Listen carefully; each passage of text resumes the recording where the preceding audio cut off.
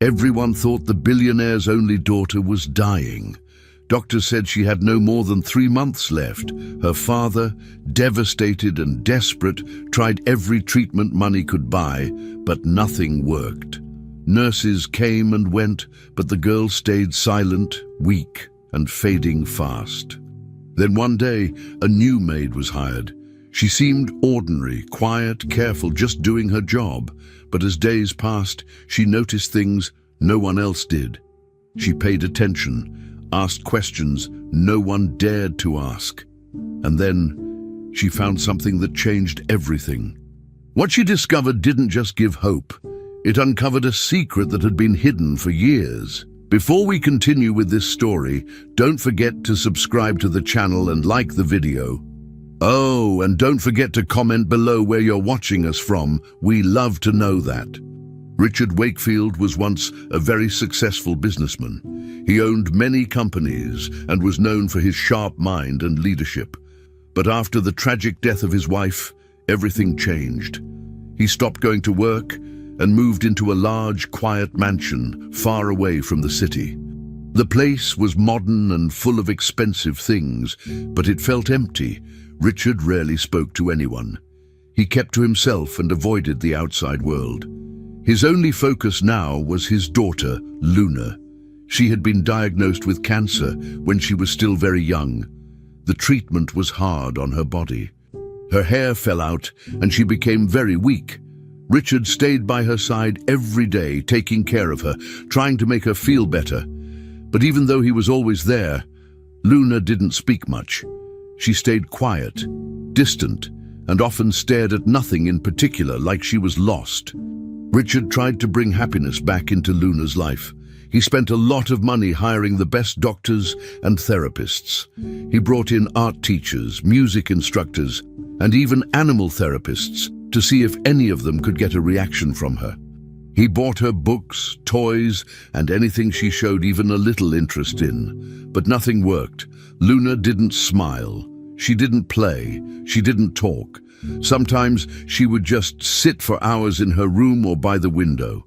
Richard felt helpless. He wanted to fix everything like he did in business, but this was different.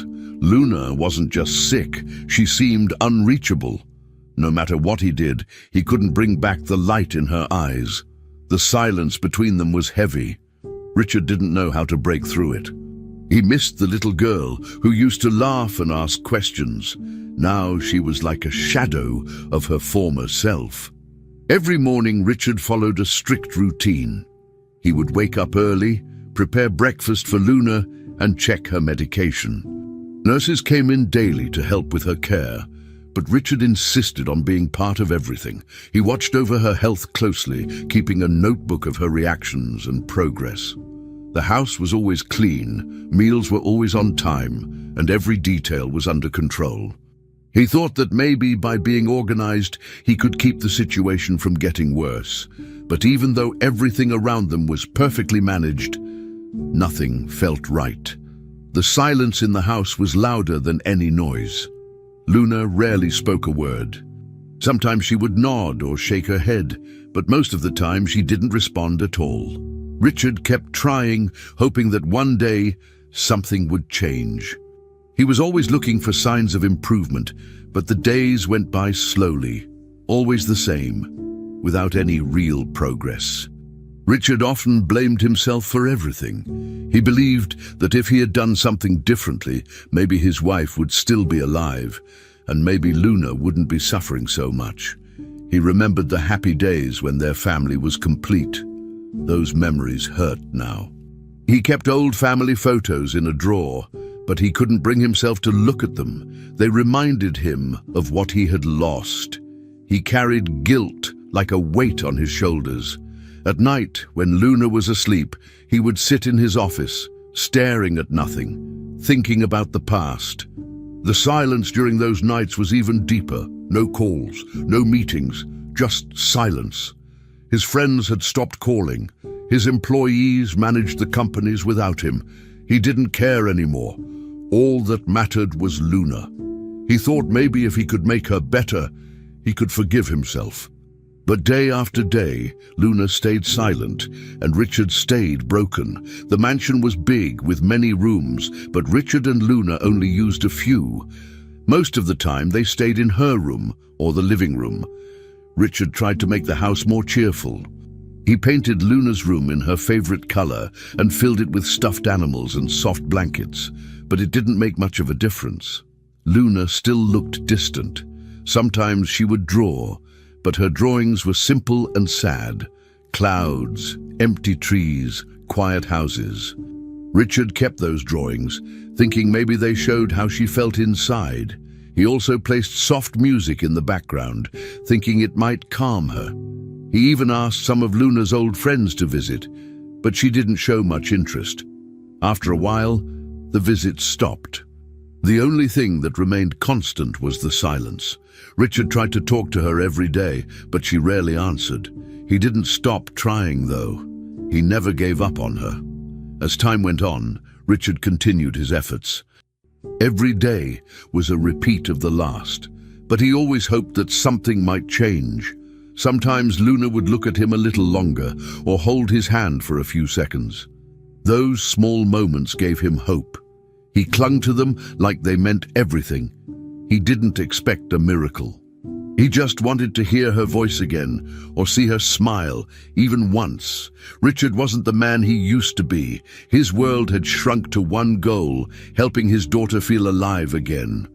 He read books on trauma, talked to therapists, and tried to learn everything he could about childhood illness and emotional recovery. But no matter how much he learned, the silence between them remained. Richard protected Luna the best he could, but inside he knew. He couldn't force her to come back to the world. All he could do was wait beside her in the quiet, just like always. Julia Bennett had gone through something very painful. Just a few months earlier, she had lost her newborn daughter after complications during childbirth. The loss was heavy, and nothing in her life felt the same. She had quit her old job and moved to a smaller apartment. Every corner of her home reminded her of the baby she had held for only a short time. Julia didn't speak much to others and spent her days in silence. One morning, while browsing job ads online, she saw a post looking for someone to work in a large house, helping with light chores and caring for a young girl. The job didn't ask for specific experience, just someone patient and responsible. Julia felt something pull her toward it. Maybe it was the mention of the child, or maybe it was the idea of starting fresh in a quiet place. Without overthinking, she applied for the job.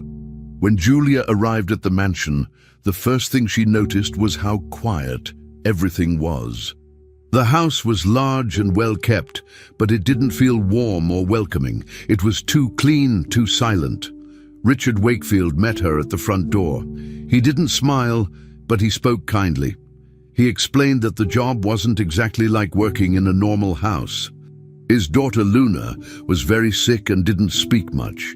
He didn't expect much from Julia at first, just someone who could help with cleaning, small tasks, and keep a respectful distance. Julia accepted the terms and moved into a small guest room in the back of the house. The other staff members didn't stay long. They came and went quickly, saying the job was too difficult, but Julia didn't feel overwhelmed. She was used to pain and silence. Something about the house reminded her of how she felt inside, calm on the outside, hurting on the inside. In the first few days, Julia did her tasks quietly. She cleaned the kitchen, organized the books in the study, and helped the nurse carry medical supplies upstairs. She didn't try to talk to Luna right away. Instead, she watched from a distance. Luna spent most of her time in her bedroom or sitting near the window. She never asked for anything and rarely responded to anyone. Julia noticed that the girl didn't even look at people when they spoke to her. But what struck Julia the most was not just Luna's illness. It was the way Luna looked completely alone. It wasn't just physical weakness. There was emotional emptiness too. Julia recognized that kind of silence. It was the same kind of emptiness she had felt after losing her own child. She didn't see Luna as just another girl who needed help. She saw someone who had lost something inside, just like she had. Julia began to make small, quiet efforts to connect with Luna. She didn't speak too much. Instead, she tried using actions. She would leave a warm blanket folded neatly at the foot of Luna's bed. She placed fresh flowers on the nightstand, not bright ones, but soft colors, nothing too strong. One afternoon, she brought a small music box and left it nearby. She didn't say anything about it, but she saw Luna turn her head when the music played. It was a small reaction, but it was something. Julia also sat outside Luna's room sometimes, reading quietly. She didn't force anything. She simply wanted to be close without making Luna uncomfortable. Over time, Luna started glancing at her, then holding eye contact for a few seconds. Julia always responded with a soft smile, never pushing too hard. She knew that building trust with someone in pain took time and patience. Richard noticed the difference. At first, he didn't say anything, but he paid attention. Unlike other employees, Julia never tried to impress him or ask too many questions. She wasn't overly cheerful, and she didn't act like she could fix things. She just did her work and treated Luna with quiet respect. Richard felt something shift in the air. Julia's presence wasn't loud, but it filled a space that had been empty for too long. One evening, he walked past Luna's door and saw the girl holding the small music box Julia had given her. It was the first time in months she had picked something up on her own. That night, Richard called Julia into his office and thanked her, not with big words, just a simple thank you that meant a lot. He didn't ask her to do more. He just told her to keep being herself. That was enough. As the days passed, Julia and Luna developed a quiet understanding. There were no long conversations, but small moments started to appear. Luna would let Julia brush her hair or sit beside her without moving away. Sometimes Julia would bring her a drawing pad and find a new picture later, drawn in pencil. These small things told Julia that Luna was starting to trust her. She didn't expect fast progress, and she didn't expect everything to get better quickly, but she believed in the power of connection. The pain that Julia carried helped her see Luna differently, not as a patient, but as a person. She didn't try to fix Luna's sadness. She simply stayed close, gently reminding her that she wasn't alone. It wasn't a job for Julia. It was something more. She felt that maybe, through helping Luna, she could also begin to heal a part of herself that had been broken for so long. Julia had been working in the mansion for a few weeks now. Her days were mostly the same. She cleaned the rooms, prepared small things for Luna, and kept herself busy without making noise. She had gotten used to the quiet environment. It was almost normal to her now. One afternoon, Julia was helping Luna get ready after a nap. The girl had started to let Julia get closer. That day, she offered to brush the small strands of hair that were slowly growing back on Luna's head. She used a soft brush and moved carefully, not wanting to hurt her. Suddenly, Luna moved slightly and said something in a low voice. Julia froze when she heard the words, "It hurts. Don't touch, Mommy." Her hand stopped in the air. She didn't say anything right away. Her mind was processing what had just happened. Luna had called her Mommy. That moment didn't feel like an accident. Julia stayed very still, unsure of what to do. Luna's voice had sounded afraid, like the pain she felt was more than just on the outside. Julia looked at her gently, but Luna didn't look back. She kept her eyes on the floor, holding the edge of her shirt. Julia slowly placed the brush down and said, "Okay, we're done for now." She didn't ask questions, didn't push for an explanation, but inside, her mind was racing. Luna had never said much before. She had always been quiet, barely reacting. This time was different. It wasn't just the word Mommy that stood out, it was the tone. There was emotion behind it, a kind of fear or memory. Julia didn't know what to think, but she knew that something was off. Luna's reaction wasn't just about the brush. It was about something else. Something that Julia didn't understand yet, but she felt the need to find out. After leaving Luna's room, Julia walked slowly through the hallway. Her steps were automatic. Her thoughts were elsewhere. She replayed that moment in her head over and over again. She thought about how Luna had said the word "mommy" like it was part of something from the past. Julia had lost a child herself, so she understood how powerful that word could be. But Luna had a mother who had died. That was what Richard had told her when she was first hired. Was it possible that Luna was confusing her with someone from a memory, or was it something deeper? Julia started to feel an odd discomfort. Something about the situation didn't fit. The way Luna had reacted was so specific, like she was reliving a moment. Julia didn't want to imagine anything bad, but she couldn't shake the strange feeling. A silent doubt began to form inside her, a doubt that wouldn't go away easily.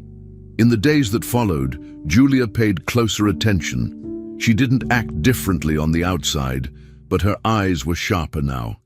She noticed how Luna avoided some kinds of touch. Sometimes she flinched when someone walked too close behind her. Other times, she became very quiet when Richard entered the room. None of these things were dramatic or obvious, but when added together, they made Julia feel uneasy. She also began to wonder why Luna never spoke about her mother. Children often talked about parents who passed away, but Luna said nothing. Julia asked Richard once, in a casual tone, if Luna ever talked about her mother. He gave a short answer. Not really. He didn't seem open to continue that topic. That response only increased Julia's doubt. It wasn't just about what was said. It was about what was never said. The silence around Luna's past started to feel heavier than before. One evening, while organizing some books in the study, Julia found a photo album. It was covered in dust and stored behind several thick folders. Curious, she opened it. There were pictures of Richard, a woman, and a baby. She guessed the woman must have been Richard's wife. They looked like a happy family in those old pictures. But there were only a few photos, and after the third page, the rest of the album was blank. Julia felt like something had been taken out. There were no pictures of Luna growing up, no school photos, no birthday parties.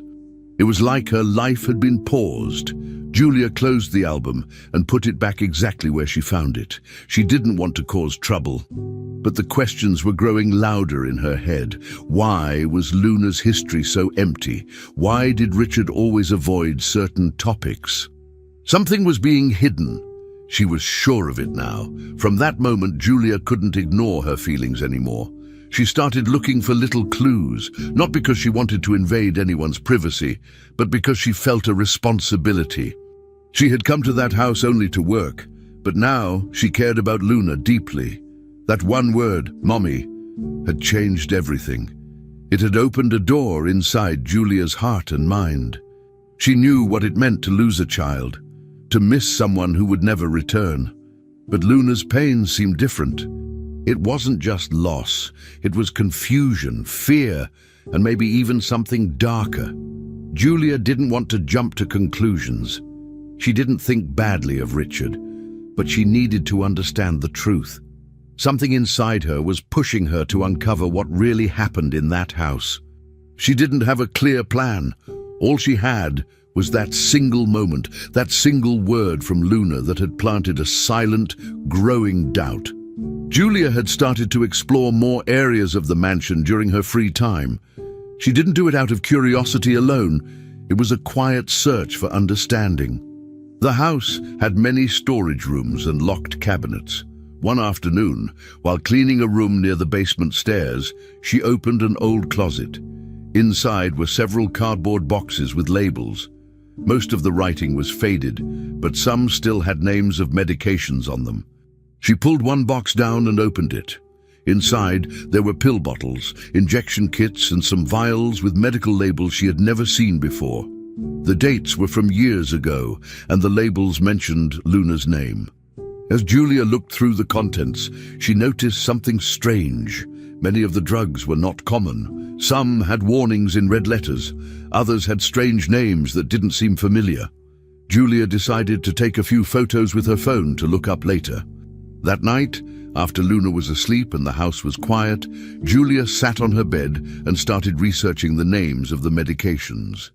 Some results came up right away. A few were regular drugs used in cancer treatments, but others were harder to find. She finally found information on a few that were listed as experimental use only, especially in children. The side effects were serious: organ damage, hormonal disruption, and psychological effects. One drug had even been suspended in some countries due to safety concerns. Julia's heart beat faster. She now understood why Luna's body was so weak and why she reacted with such sensitivity. These were not normal treatments. Why were these used on her? Who approved this? Julia couldn't shake the idea that something had gone wrong. Maybe Luna had been given these without proper medical oversight. She felt sick at the thought. This wasn't just about sickness anymore. This was about possible harm. Julia didn't sleep well that night. Her mind kept spinning with possibilities. She tried to imagine what Richard knew. Did he approve those medications? Did he know about the risks, or was he trusting a doctor blindly without checking the full details? The more Julia thought, the more questions she had, but she didn't have answers. She wanted to confront Richard right away, but something held her back. What if he truly believed he was helping Luna? What if he didn't know? And worse, what if he did know but kept going anyway? Julia didn't want to accuse anyone without proof, but the fear inside her was growing. She had seen how fragile Luna was, how quiet and distant. Now she wondered if part of that was caused by the treatments themselves. Maybe they weren't just side effects. Maybe they were part of something much bigger, something wrong. Julia now felt responsible for finding out the truth.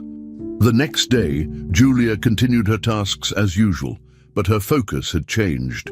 She watched everything more closely. When the nurse brought in Luna's daily medicine, Julia paid attention to the labels, the dosages, and the nurse's behavior. She didn't say anything, just observed. She also checked the cabinets in the bathroom again, comparing the current medicines with the ones she had found in storage. Some names matched. That made her even more nervous. She also started looking at Luna's medical files, which were kept in Richard's office. She didn't take anything, but she glanced at some of the notes when Richard stepped out. One folder had lab reports with unfamiliar terms. Julia wrote them down to research later. The deeper she looked, the more she felt something was not right. Her hands shook a little when she closed the folder. This wasn't just guessing anymore. Something serious was being hidden, and it involved Luna's health directly. Julia knew she couldn't carry this alone for long, but telling Richard was a big step. If he was innocent, she might scare him. If he was guilty, she might put herself at risk. So she chose to wait a bit longer. She wanted more proof. She wanted to understand everything before saying anything. At the same time, the weight in her chest was growing. She was starting to care deeply for Luna. The girl trusted her now. They shared small smiles, quiet moments, even brief conversations. Julia couldn't sit by and do nothing if something dangerous was still happening. Every time Luna took a pill or received an injection, Julia watched with worry. She started keeping a notebook where she wrote down everything: names, times, reactions. It was her way of staying in control. She needed a plan, but most of all, she needed to protect Luna, even if it meant going against people with more power.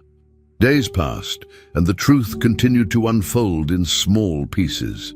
Julia had now built a collection of notes, photos, and questions, but she still didn't know how to act. The responsibility was becoming too much. What she had discovered couldn't be ignored. Luna was not just sick. She was possibly harmed by decisions made by adults around her. Julia didn't want to believe that Richard would do such a thing on purpose, but she also couldn't fully trust him anymore. She didn't know who had made those choices, but they weren't right. The girl deserved better. Julia looked at Luna differently now, not as someone who was simply unlucky, but as someone who had been failed. This thought hurt deeply. The connection Julia felt with Luna grew stronger. She wasn't just a worker anymore. She felt like a protector, a guardian. And no matter how difficult the road ahead, she was ready to search for answers. Something very serious was hidden in that house. Julia had grown more careful in everything she did. Each day, she watched Luna more closely, not in a way that made the girl feel uncomfortable, but with quiet attention. She noticed the small things, how Luna reacted to different voices, which objects she avoided, and when she seemed more relaxed. Julia didn't try to ask too many questions or push Luna to talk.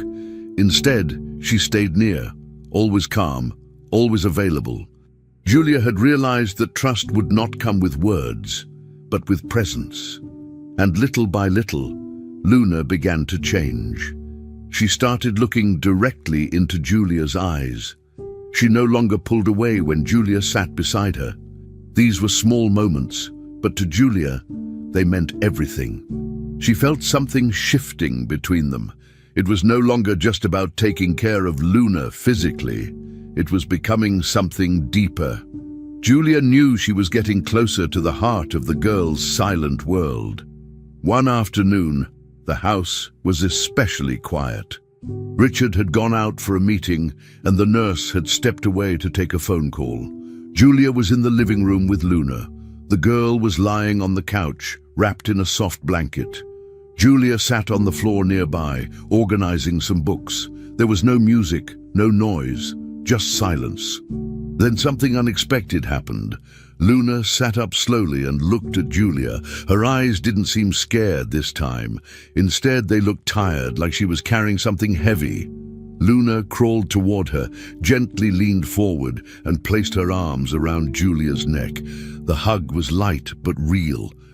Julia didn't move at first, surprised by the sudden closeness. Then she wrapped her arms around Luna, holding her carefully. That was when Luna whispered something.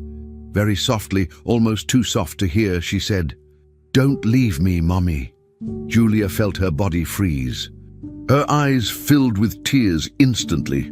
Julia didn't say anything right away. Her throat was tight and her heart was pounding. She just held Luna, staying completely still. The words, "Don't leave me, Mommy," echoed in her mind over and over again. She could feel Luna's small arms wrapped tightly around her. It wasn't a simple hug. It wasn't a mistake. It was full of fear, of a deep wish to not be alone. Julia didn't know if Luna meant to call her that, or if it was a memory from the past coming forward, but it didn't matter. What mattered was that Luna had let her in. Julia could feel it. This wasn't just affection, it was trust. It was a cry for safety. Julia gently kissed the top of Luna's head and whispered, "I'm not going anywhere." She meant every word. The tears kept falling, but she didn't wipe them. For the first time, Luna had spoken from the heart. That moment stayed in Julia's mind long after the hug ended. She didn't want to overthink it, but she knew what it meant. It was a sign that Luna saw her as someone safe. For a child who barely spoke, who barely reacted to anything, calling someone Mommy was not small. Julia had never tried to replace anyone or take on a role that didn't belong to her. But now she realized she had become something important in Luna's life. She had become someone who mattered. That thought gave her a strong feeling, part love, part responsibility. Julia spent the rest of the day quiet, thinking deeply about what had happened. She also started to feel a kind of pressure. If Luna trusted her this much, she couldn't walk away. She had to protect her. It was no longer just about staying close. Now it was about fighting for her, no matter what that meant. Julia didn't tell Richard what Luna had said. Not yet. She didn't know how he would react, and she wasn't sure it was the right time. This moment felt like something sacred, something that belonged only to her and Luna. From that day forward, Julia stayed even closer. She adjusted her schedule to be near Luna more often. They read books together, played simple games, and shared quiet meals. Luna didn't speak again right away, but she started touching Julia's hand or leaning her head against her shoulder. These actions were louder than words. Julia understood that a wall had started to fall. She also understood that her job in the house was no longer just a job. She was there for a reason. She had been placed there not by chance, but by something greater. Maybe not fate, but something real. Julia didn't plan to leave. She was ready to be whatever Luna needed. The more time passed, the more Julia felt certain. She had been chosen, not by Richard. Not by some hiring process, but by Luna. In her own quiet, innocent way, the girl had picked Julia to be her safe person, and that meant everything. The moment Luna had said those words, "Don't leave me, Mommy," it was more than just a mistake or a memory. It was a true request, a call for love, for protection, for someone to stay. Julia knew now that she couldn't walk away. She couldn't let fear or doubt stop her. Luna needed someone to fight for her, to listen, to believe, and Julia was ready to be that person. Not because she had to, but because she wanted to. Because love, even unspoken, had formed between them.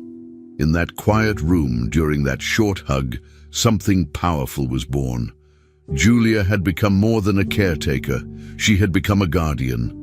Richard had returned early from a meeting, earlier than usual. He didn't tell anyone. He entered the house through the back door and walked toward Luna's room, where he heard soft voices. The door was slightly open. As he got closer, he saw Julia sitting beside Luna on the floor, gently holding her as the girl leaned her head on her chest. Julia was speaking softly, calming her. It was a quiet moment, full of care. Richard stopped at the door, watching. After a few seconds, he stepped inside without warning. His voice was cold. "What are you doing?" Julia stood up quickly, confused by his tone. Richard looked angry. "Are you trying to take advantage of her? She's fragile. She doesn't think clearly." Julia was shocked. She tried to explain, but Richard didn't listen. He thought Julia was crossing a line. His voice grew louder. But then, something happened that neither of them expected. Luna looked up, clearly nervous, and suddenly ran toward Julia. She wrapped her arms tightly around her waist. "Mommy, don't let him yell," she said, loud enough for Richard to hear. The room went completely quiet. Richard's face changed instantly. He looked at Luna, then at Julia. His hands dropped to his sides. He didn't say a word for a few seconds. Luna was holding on to Julia like she was afraid. Julia gently rested her hand on Luna's back and didn't say anything. She let the moment speak for itself. Richard's expression shifted from anger to confusion, then to something heavier, realization. He didn't know what to do with what he just saw.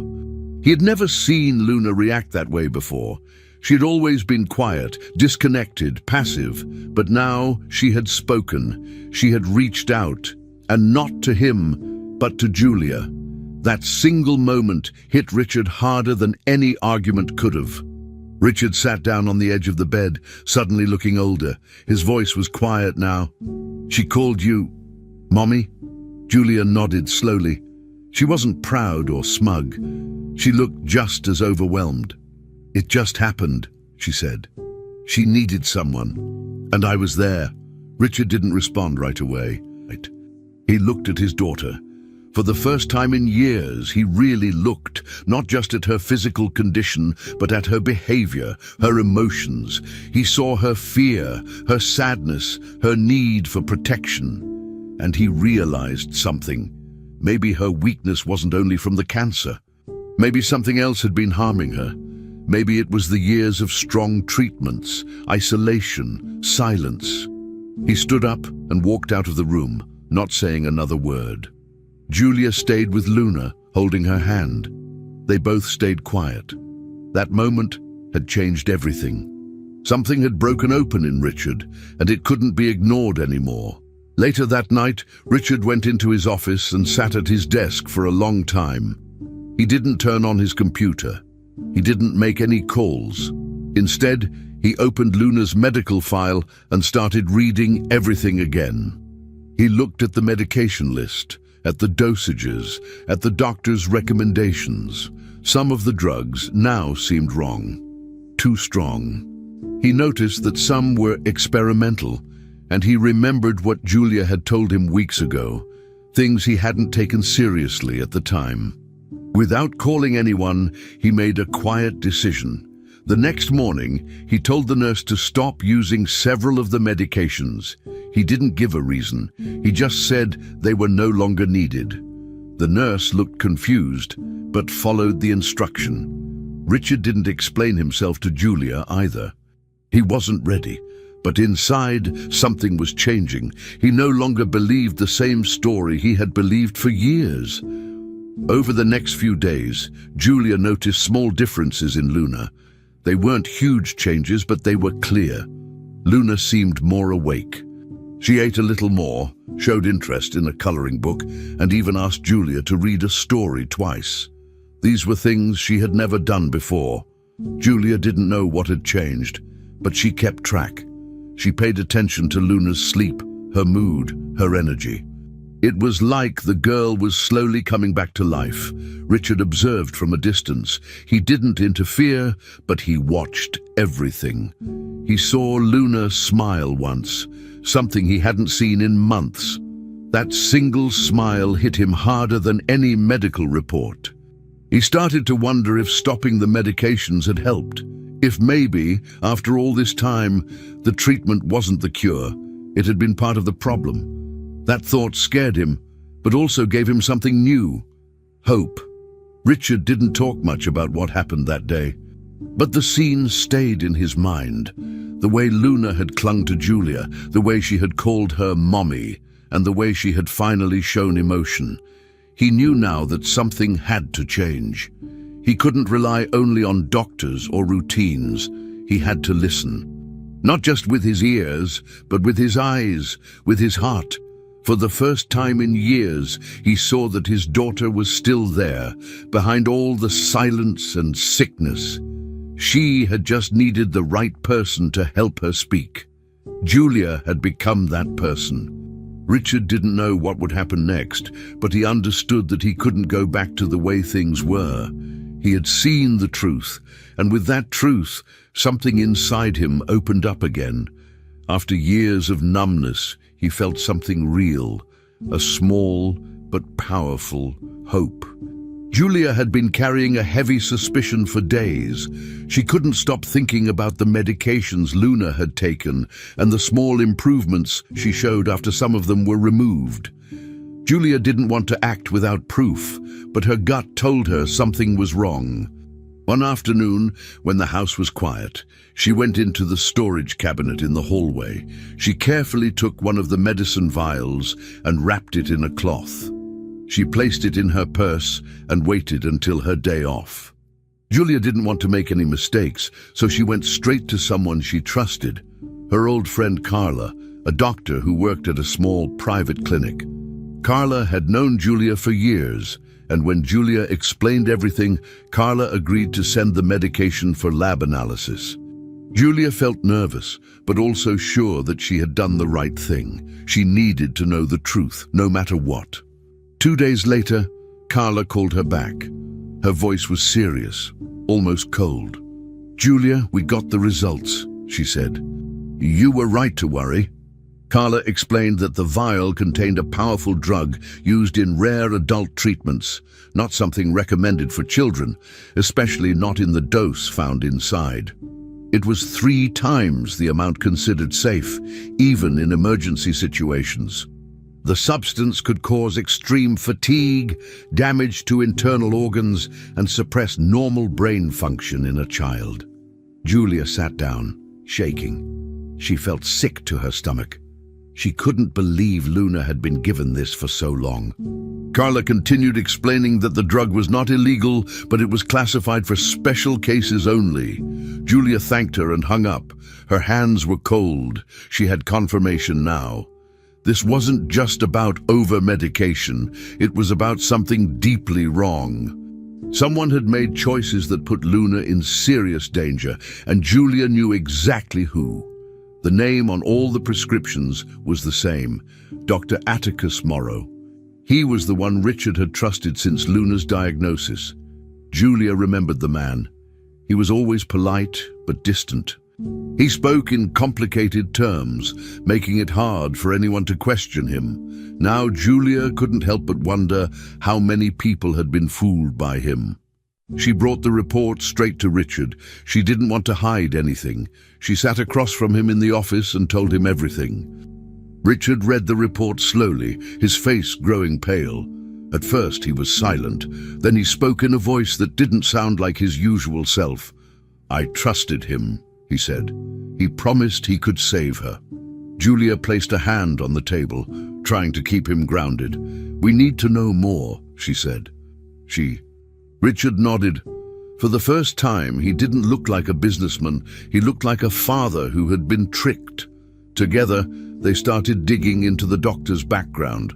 Richard used his contacts to access old records, and Julia searched online forums and news archives. It didn't take long to find what they feared. Dr. Morrow had already been involved in investigations years earlier. There were reports of questionable treatments and legal disputes with families. In one case, a boy had developed heart problems after receiving similar medications under Morrow's care. The case had been closed quietly, with no charges filed, but the signs were all there. Julia felt her anger grow. How could someone like this still be practicing? Richard found more files, more stories, more families who had suffered. Some had tried to sue, but many had given up after long court battles. Reading their stories was painful. Luna wasn't the only one. Julia and Richard were now sure this wasn't just one mistake. This was part of a pattern, a history of damage disguised as treatment. As the evidence grew, so did their sense of betrayal. Richard felt the full weight of his mistake. He had believed in Dr. Morrow completely. He had followed every recommendation, thinking it would save his daughter. Now he realized he had been blind. Julia didn't blame him. She knew how fear and desperation could cloud a person's mind, but that didn't make what happened any less serious. Richard stopped taking calls. He spent hours reviewing documents, searching names and contacting families. Some were open to talk. Others didn't want to revisit the past. But each story added more pain and more fuel to their mission. They weren't just angry, they were determined. Julia had started this for Luna. Now she saw it was bigger than that. This wasn't just about one child. It was about many others who had been hurt quietly, behind the walls of hospitals and clinics. They had to do something. They couldn't stay silent anymore. In the middle of all this, Luna remained unaware of the details. Julia and Richard kept things calm around her. But inside, everything had changed. They had made a decision. They would not stop until Dr. Morrow was exposed. They began preparing a case. Carla agreed to testify if needed. Other families were slowly joining. A lawyer got involved. What started with one vial of medicine had now turned into a real fight for justice. Julia felt stronger than ever. Her role in Luna's life had gone beyond care. It had become protection. Richard, once lost in guilt and denial, now stood beside her. The betrayal hurt, but the new purpose gave them strength. They had been fooled by a man in a white coat, but now they had the truth, and with it, a reason to act. It was no longer just about Luna. It was about making sure no other child would suffer the same way. Richard and Julia had everything they needed. They organized the medical reports, documents, testimonies, and drug lab results into a full case. With the help of the lawyer and support from some of the other families affected by Dr. Morrow's actions, they took everything to the district attorney's office. The prosecutor listened carefully and promised to begin a formal investigation. Not long after, more information came to light. Dr. Morrow was not just careless, He had a connection with certain pharmaceutical companies. He was receiving payments to test new, unapproved medications on vulnerable patients. Children like Luna had been used as part of those secret drug trials. The story was shocking. As more evidence appeared, the media began to take interest. News channels and websites reported on the case. Public pressure grew fast. People wanted answers. Richard and Julia had started something big, something that could finally bring justice not only for Luna, but for many others. But not everyone wanted the truth to come out. Soon after the case gained attention, problems started. One morning, a news article appeared online accusing Richard of being an absent father who ignored Luna's care.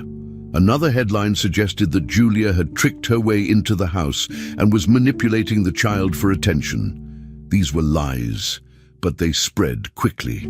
People online shared the stories without checking facts. Richard received strange emails saying he was a terrible parent. Julia found printed notes under her car's windshield telling her to stay quiet. Anonymous text messages told them to stop the case or face consequences.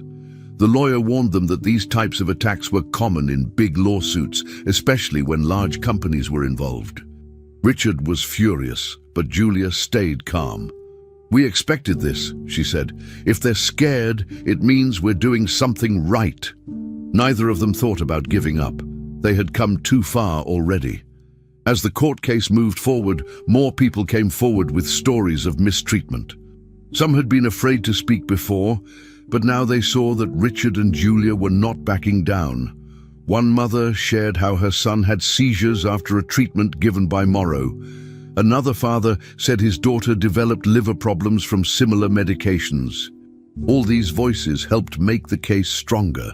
Behind the scenes, lawyers built timelines, cross-checked prescription logs, and uncovered secret financial records.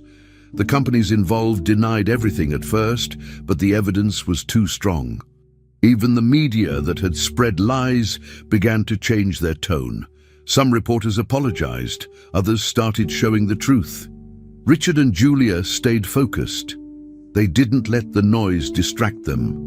Every day, they checked in on Luna, made sure she was comfortable, and kept pushing the case forward.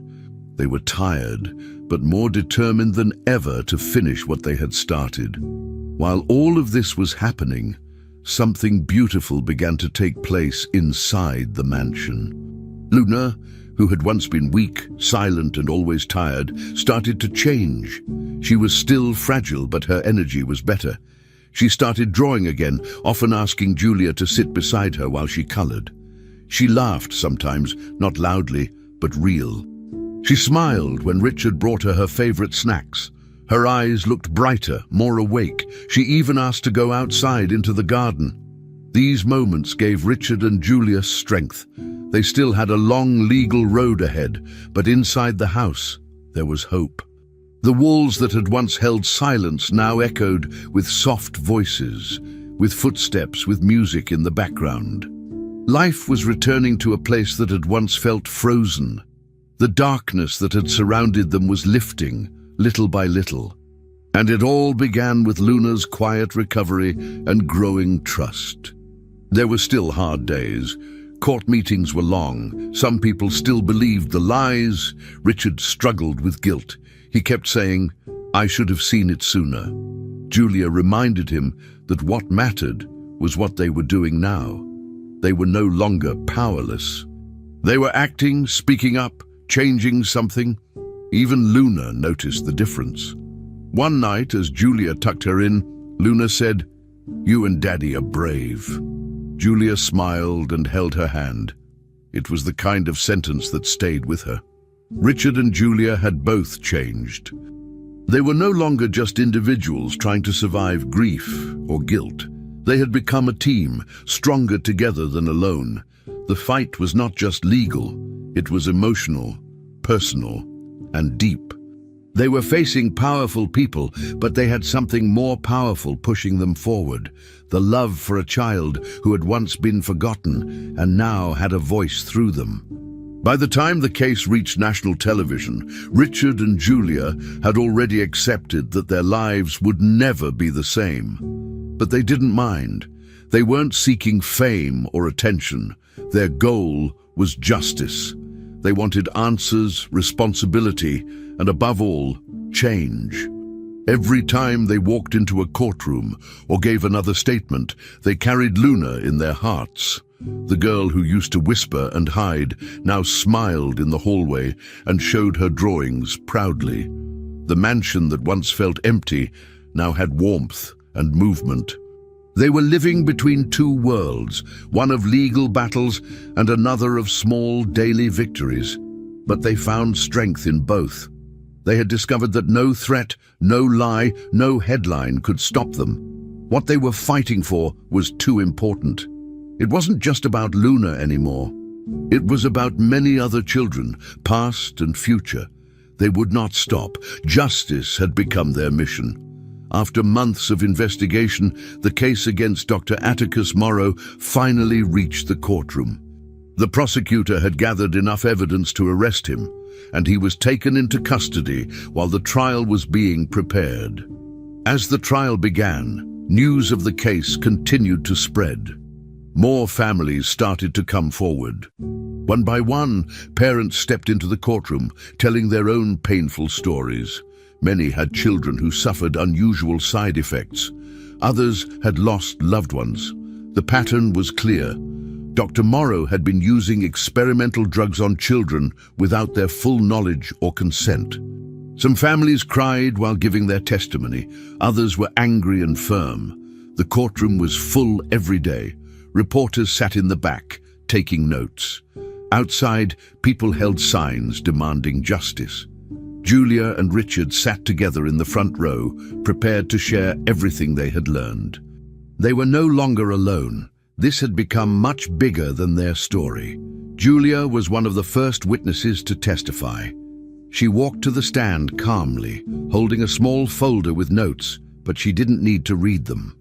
Her voice was steady as she told the court how she found the medicine, how she contacted her doctor friend, and how the tests revealed dangerous substances.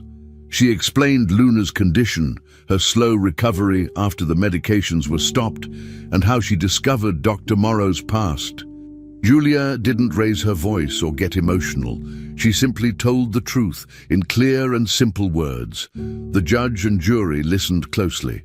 Her testimony was detailed, logical, and strong. After her statement, she returned to her seat and quietly held Richard's hand. Richard followed not long after. When it was his turn, he stood in front of the courtroom and admitted he had made a terrible mistake. He said he had trusted too much and questioned too little. His honesty earned respect from everyone watching. Richard's statement wasn't full of excuses. He didn't try to hide behind grief or confusion. He admitted his failure to protect his daughter sooner and shared how guilt had consumed him for years. He said that if not for Julia, he might have never seen the truth. He told the court how he used to believe that doing everything a doctor said was the safest path, but now he understood that blind trust could be dangerous. People in the courtroom nodded as he spoke. He didn't cry, but it was clear that he was deeply affected. The lawyer for the prosecution later said that Richard's words helped the case more than expected. They showed how even smart, capable adults could be misled by a system that hides behind complex language and medical authority. After their testimonies, Julia and Richard sat in silence, watching as more parents came forward. Each new voice added strength to the case against Dr. Morrow. Luna did not appear in court. She was still recovering, and Richard and Julia agreed that it was better for her to stay home, safe from the media and stress. But Luna's presence was still felt. During the third day of the trial, one of her drawings was presented as part of the evidence. It was a simple picture, a little girl standing between two people holding hands. The girl had no hair, but she was smiling. Underneath, Luna had written, "I feel safe now." The courtroom was quiet as the judge looked at the picture. Some people wiped tears from their eyes. The drawing was not used to prove medical details, but it became a symbol of what the trial was about: healing, truth, and the need to protect children. It reminded everyone that behind every report and piece of evidence was a real child with a real life and a future that could not be ignored. The final part of the trial came quickly. After hearing all the testimonies and reviewing the documents, the jury took only 2 days to reach a decision. On the morning of the verdict, the courtroom was full. Reporters stood outside with cameras ready. Inside, families sat close together, holding hands. When the judge read the verdict, guilty on all counts, there was no loud celebration. Instead, there was silence, followed by deep breaths and quiet tears. Dr. Morrow sat still, showing no reaction. The judge sentenced him to a long prison term and at the same time announced that the medical board had begun reviewing all patient safety regulations. New laws were being proposed to limit the use of experimental treatments, especially on children. Julia and Richard didn't say much after the hearing. They just stood up, hugged the lawyer, and left the courtroom. They had done everything they could. Now they could finally breathe without fear. Back at the mansion, the mood was completely different from how it had been months before. The house that once felt cold and distant now felt warm and peaceful. Luna was drawing again. She spent time in the garden, laughing with Julia and asking questions about everything. Richard joined them often, no longer distant or quiet. They talked about school, future trips, and simple things like baking or fixing the old swing in the backyard. Julia stayed, not as an employee, but as family. The trial had ended, but their lives were just beginning a new chapter. They had faced pain, guilt, and fear. But now they were moving forward with love, trust, and peace. Justice had been served, but more importantly, hope had returned. What had started as a search for answers had become something greater, a fight that protected many children and gave a new chance to a little girl who had once been forgotten. After everything they had been through, life finally began to feel normal for Luna. With the legal battle behind them and the house filled with peace, Richard and Julia decided it was time for Luna to experience something she had never fully had: a regular childhood. They enrolled her in a local school. Julia helped her prepare every morning, packing her lunch and fixing her clothes. Richard drove her on the first day. Everyone was nervous, especially Luna. She hadn't been around other children in a long time, but to their surprise, she adapted quickly. Her classmates welcomed her, and the teachers quickly noticed her talent in drawing. Her notebooks were filled with colorful images, showing scenes from her past, her dreams, and her new life.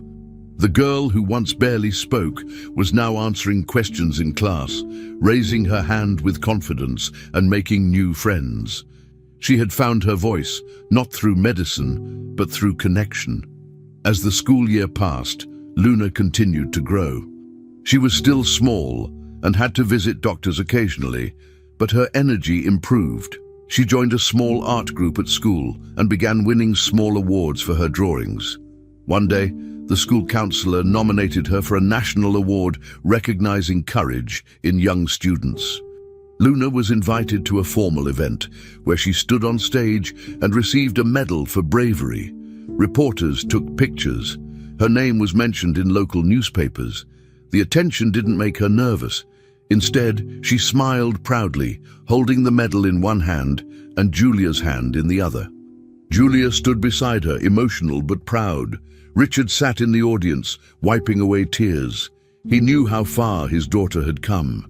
Luna started receiving letters from other kids who were going through hard times. Some said her story gave them hope. Her journey was inspiring others, even outside the walls of their home. One afternoon, Julia was called to attend a school event. She thought it was a regular assembly, but something special had been planned. When she arrived, she saw Luna waiting on stage, holding a small envelope. A woman from the Child Services Department stood beside her. As the audience grew quiet, Luna stepped forward and read a small card aloud. "Today, I want to share something important. Julia has always been more than someone who cared for me. She's my mother in every way that matters." The woman beside her then announced that Julia was now, officially and legally, Luna's adoptive mother. Julia was completely shocked. Her hands covered her mouth as she began to cry. She walked up to the stage, hugged Luna tightly, and held onto her for a long time. The room clapped, some people crying, others smiling. That moment marked a turning point, not just for Julia and Luna, but for everyone watching. After that, their bond only grew stronger. Julia helped Luna set up a small art studio at home. Richard cleared out a bright room near the garden and turned it into Luna's creative space. There were paints, canvases, shelves for supplies, and a desk by the window. Luna began to create art every day. Her drawings became more complex, with deeper meaning and strong emotion. Years passed quickly. Luna became a teenager, then a young adult.